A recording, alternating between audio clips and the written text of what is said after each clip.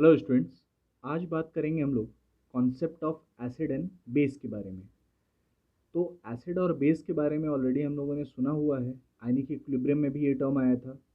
तो ऑर्गेनिक में इसका इस्तेमाल क्या है? तो ऑर्गेनिक में एसिड और बेस को समझना इसलिए इम्पॉर्टेंट हो जाता है क्योंकि बहुत सारे ऑर्गेनिक के रिएक्शंस जो हमारे हैं they are acid and base reactions.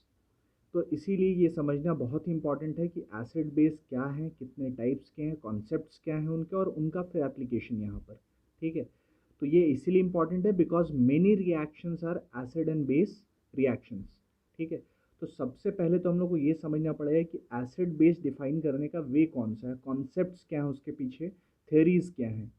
ठीक है, तो सबसे पहले आज हम लोग सीख लेंगे कॉन्सेप्ट्स और theories behind arranging acids and base. तो अलग अलग कॉन्सेप्ट है हमारे पास, उसमें से फर्स्ट जो आता है that is called your Arrhenius concept. Then we have Bronsted Lowry concept, Bronsted and Lowry concept. Then third हमारे पास आ जाता है Lewis acid and base, Lewis acid and base, या फिर हम लोग इसको बोल सकते हैं लिविस कॉन्सेप्ट। ठीक है, तो लिविस ही लिख लेते हैं, लिविस कॉन्सेप्ट लिख लेते हैं यहाँ पे। सो ये हो गया हमारा लेविस कॉन्सेप्ट। ठीक है, तो ये तीन मेन कॉन्सेप्ट्स हैं हमारे ऑफ एसिड एंड बेस। तो ऑर्गेनिक में नॉर्मली क्या होगा, ब्रॉन्स्टेड और लेविस वाला पार्ट ही यूज होता है, बट हम लोग यहाँ तीनों ही समझ लेंगे कि इन तीनों के अकॉर्डिंग एसिड बेस क्या है। तो सबसे पहले चलते हैं आर्हेनियस में। तो आर्हेनियस का स्टेटमेंट है कि इन एक्वस सॉल्यूशन, आर्हेनियस ने स्पेसिफाई कर दिया कि सॉल्यूशन एक्वस टाइप का होना चाहिए। तो एक्वस सॉल्यूशन में एसिड क्या है और बेस क्या है? तो ध्यान दीजिए यहाँ पे कि आर्हेनियस में एसिड क्या होगा, एसिड वो कंपाउंड है जो एक्वस सॉल्यूशन में H प्लस दे। कोई भी कंपाउंड जो एक्वस सॉल्यूशन में H प्लस दे रहा है, प्रोवाइड्स H प्लस प्रोटोन दे रहा है, that will be called acid. और बेस क्या है, विच प्रोवाइड्स OH माइनस, जो हाइड्रोक्साइड आयन देगा।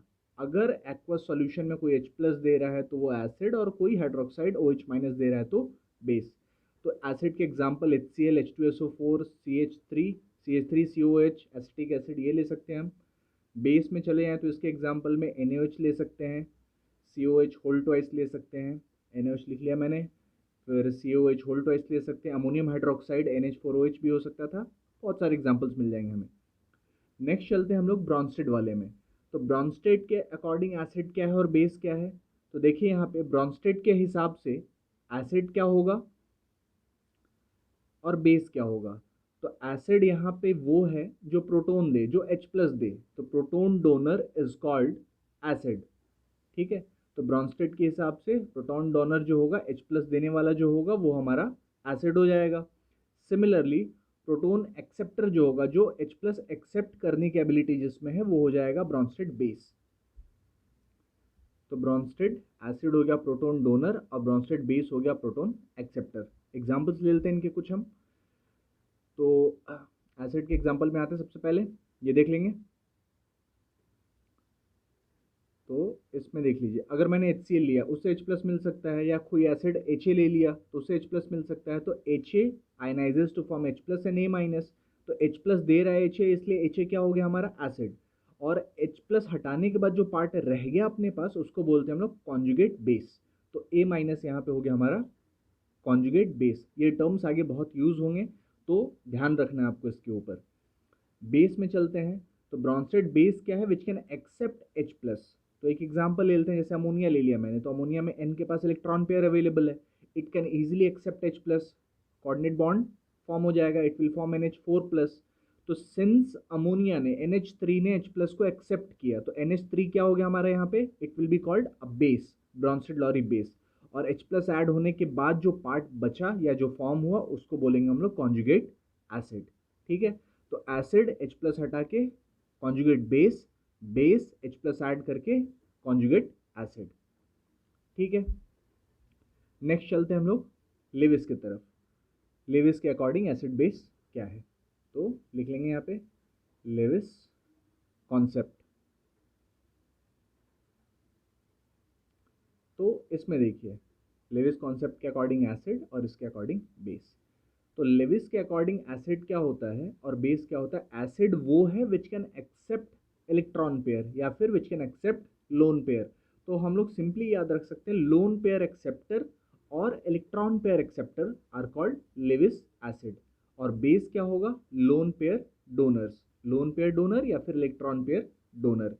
तो जिसमें इलेक्ट्रॉन पेयर एक्सेप्ट करने की एबिलिटी है वो एसिड और जिसमें इलेक्ट्रॉन पेयर देने की एबिलिटी है वो बेस। तो इलेक्ट्रॉन पेयर लेने के लिए सबसे इंपॉर्टेंट क्या है? मेरे पास एम्प्टी स्पेस होना चाहिए। तो Lewis acid must have empty orbital. ये हमेशा ध्यान रखना है आपको, चार्ज इंपॉर्टेंट नहीं है, एम्प्टी ऑर्बिटल हमेशा होना चाहिए। तो Lewis acid must have empty orbital. जिसके पास भी एम्प्टी ऑर्बिटल है जिसमें इलेक्ट्रॉन पेयर एक्सेप्ट हो सकता है वो हो जाएगा लेविस एसिड। और देने के लिए क्या होना चाहिए? Must have lone pair of electron. तो लेविस बेस वो जिसके पास lone pair of electron available है अपने पास, ठीक है। तो Lewis acid must have empty orbital, Lewis base must have lone pair of electron. Examples में आ जाएंगे। तो एग्जांपल जैसे देख लीजिए, BH3, H+, FeCl3, तो इन सबके पास एम्प्टी ऑर्बिटल्स हैं तो इनमें इलेक्ट्रॉन पेयर एक्सेप्ट हो सकता है और हो सकता है तो ये हमारे क्या हो जाएंगे? लेविस एसिड हो जाएंगे। वैसे ही बेस में चलेंगे, उसके एग्जाम्पल में आ जाते हैं। तो बेस के एग्जाम्पल में अगर देखें हम लोग तो we can take example of ammonia NH3, N के पास इलेक्ट्रॉन पेयर अवेलेबल है, H2O ले सकते हैं, O के पास इलेक्ट्रॉन पेयर है, क्लोराइड आयन ले सकते हैं, Cl के पास इलेक्ट्रॉन पेयर है। तो ये सारे हो गए हमारे लेविस बेस, ठीक है।